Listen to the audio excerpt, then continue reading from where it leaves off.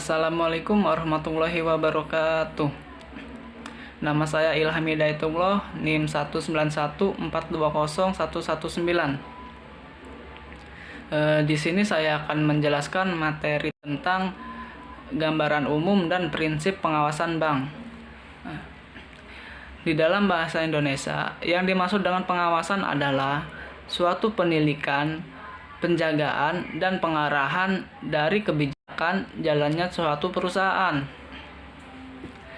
Dalam hal ini, salah satu fungsi manajemen adalah melakukan pengawasan. Artinya, pengawasan harus dilakukan oleh setiap perusahaan agar manajemen perusahaan berjalan secara benar.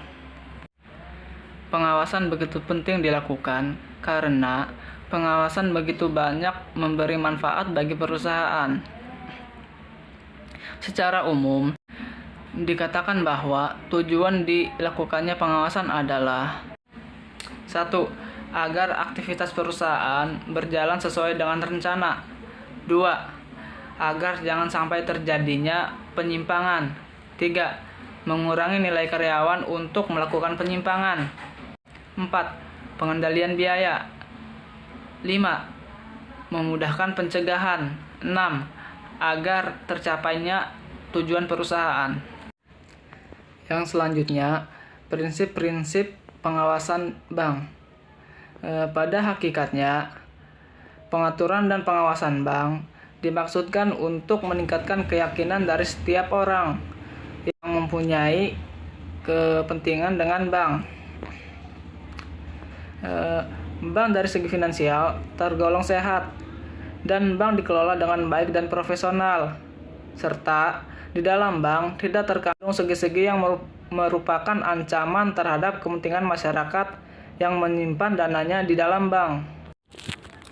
Adapun prinsip-prinsip pengawasan bank, yaitu 1. Prinsip prekondisi bagi pengawasan bank yang efektif. 2. Prinsip perizinan dan struktur. 3. Prinsip ketentuan kehati-hatian dan persyaratan. 4. Prinsip metode pengawasan perbankan yang sedang berjalan. 5. Prinsip persyaratan informasi. 6.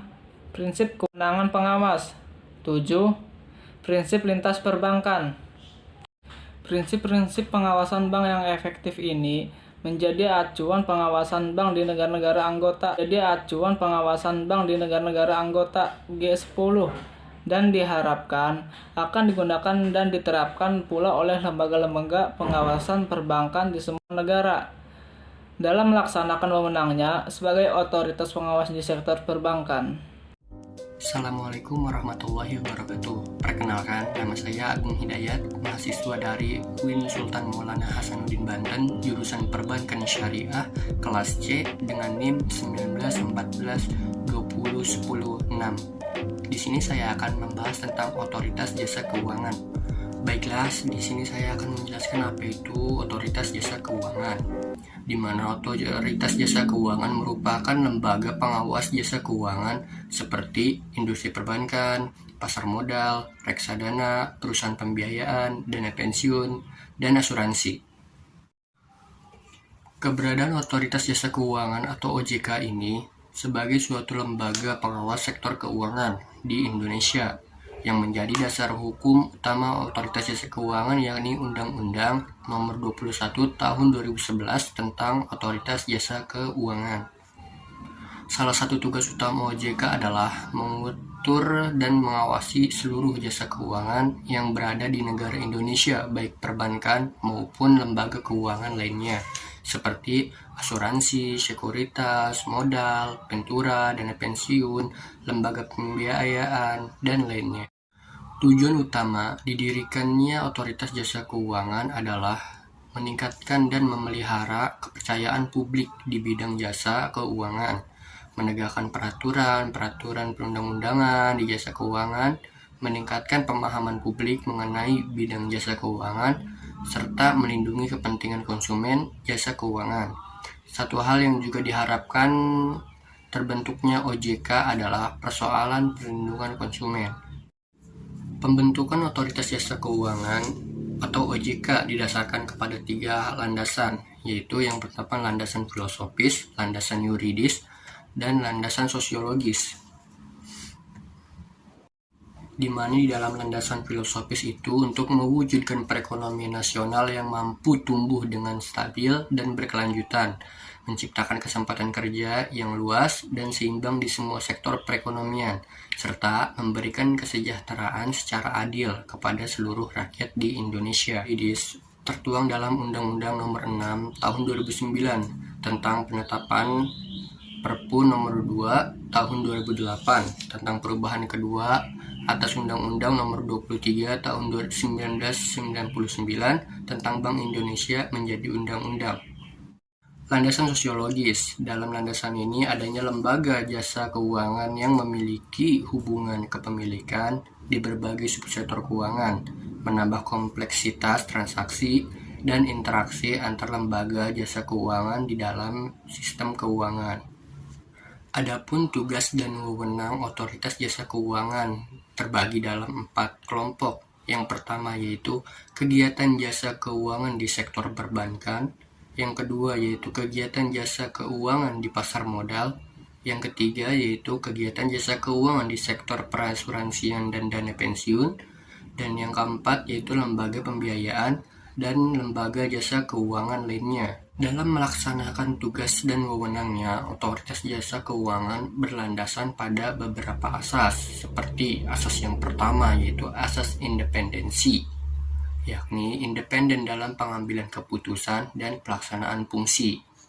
Asas yang kedua yaitu adalah kepastian hukum, di mana negara hukum yang mengutamakan landasan peraturan perundang-undangan dan keadilan dalam setiap kebijakan penyelenggara otoritas jasa keuangan.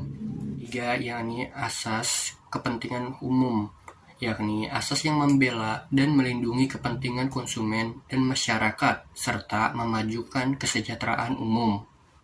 Yang keempat, yakni asas keterbukaan, di mana asas yang membuka diri terhadap hak masyarakat ini memperoleh informasi yang benar, jujur, dan tidak diskriminatif tentang penyelenggaraan otoritas jasa keuangan. Yang kelima, yakni asas profesionalitas, yakni asas yang mengutamakan keahlian dalam pelaksanaan tugas dan wewenang otoritas jasa keuangan dengan tetap berlandasan pada kode etik dan ketentuan peraturan perundang-undangan. Yang keenam yaitu asas integritas, yakni asas yang berpegang teguh pada nilai-nilai moral dalam setiap tindakan dan keputusan yang diambil dalam penyelenggaraan otoritas jasa keuangan.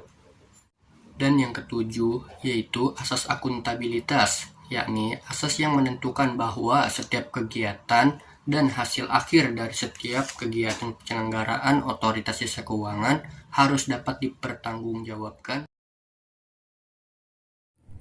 Assalamualaikum warahmatullahi wabarakatuh. Nama saya Nelly Yulia Putri, NIM 1914290 dari kelas PBS 4C. Di sini saya akan menjelaskan tentang Bank Indonesia. Bank Indonesia adalah Bank Sentral Republik Indonesia. Sebagai bank sentral, Bank Indonesia mempunyai satu tujuan tunggal, yakni mencapai dan memelihara kestabilan nilai rupiah. Kestabilan nilai rupiah mengandung 2 aspek, yaitu kestabilan nilai mata uang terhadap barang dan jasa, serta kestabilan terhadap mata uang negara lain. Terima kasih, hanya itu yang dapat saya sampaikan. Wassalamualaikum warahmatullahi wabarakatuh.